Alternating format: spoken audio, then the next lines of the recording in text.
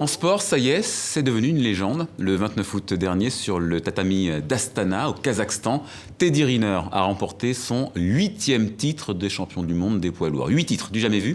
Et Teddy Riner, justement, est l'invité de la rédaction de TV5 Monde. Bonjour Teddy, merci d'être avec nous. Alors ce titre, c'était il y a 3 jours.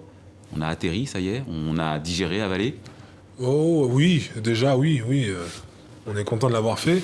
Après, ce qu'il en est de réaliser, de profiter, je vais le faire dans les prochains jours. Et puis après, ça sera surtout la fin de carrière que vraiment je vais prendre conscience de ce que j'ai fait. Mais là, pour savourer cette médaille, c'est un peu dur parce qu'on pense déjà aux Jeux Olympiques de Rio. On va reparler, ouais. Ça va arriver vite. Là, je pense beaucoup déjà à 15 jours de vacances, ça va me faire beaucoup de bien. Après ce marathon médiatique, ouais. On va reparler dans un instant des JO, mais la finale de ces championnats du monde, on va la revivre ensemble en images.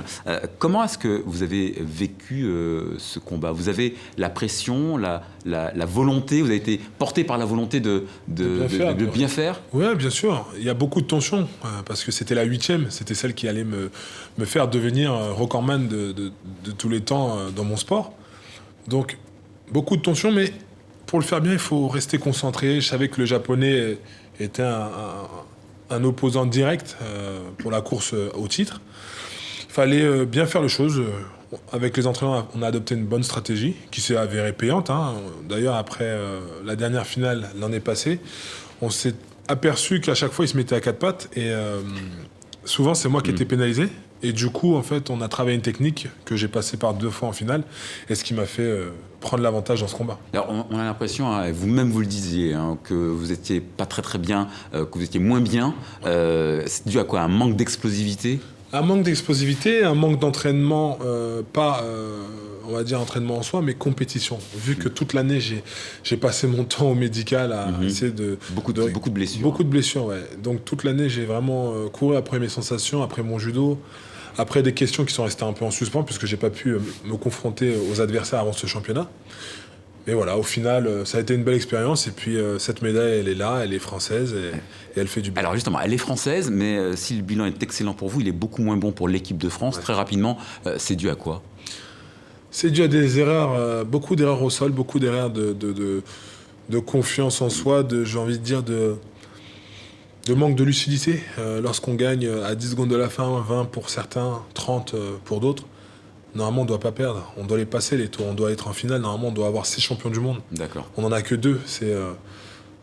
C'est dommage, mais il vaut mieux faire cette erreur maintenant que l'année prochaine au jeu. Alors justement, vous avez 26 ans aujourd'hui, 27 ans pour les Jeux Olympiques de Rio donc, avec un 2e titre en vue. Vous l'espérez, Tokyo 2020, vous y pensez déjà? On y pense aussi, mais j'y pense pas maintenant. Pour l'instant, vraiment, je pense à Rio. Terminer cette Olympiade avec cette médaille d'or, ça serait le summum. Et après, on prendra un peu de vacances et puis on se consacrera à une 4e Olympiade.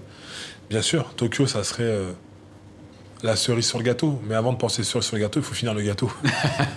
Rio, vous l'abordez comment? Je l'aborde bien. Je sais à peu près ce que je vais devoir faire pour aller chercher une 2e médaille olympique. Ça va passer par des stages, ça va passer par beaucoup d'entraînement, par un remaniement de mon schéma tactique.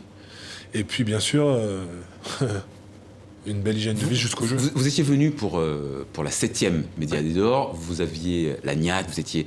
Est-ce qu'aujourd'hui, après toute une saison de blessures, vous vous sentez toujours aussi invincible? Non, justement, je travaille, j'essaie de tendre vers ça, vers l'invincibilité. C'est quelque chose de très dur. J'ai toujours envie. Donc tant que cette envie elle sera là, je pense qu'il y aura des belles médailles encore. Il faut juste se remettre en question, se dire qu'à chaque compétition, il faut remettre les compteurs à 0 et puis bien faire, faut faire les bons choix. Ouais. Très rapidement, en 15 secondes, Los Angeles candidate pour l'organisation des JO de 2024, adversaire sérieux pour Paris. Vous y croyez quand même malgré tout? Même pas peur.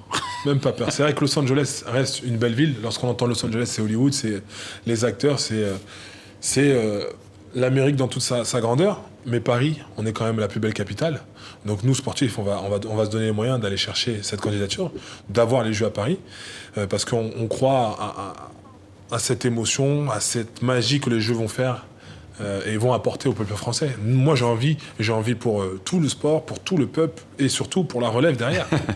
Merci Teddy Riner d'avoir répondu à nos questions.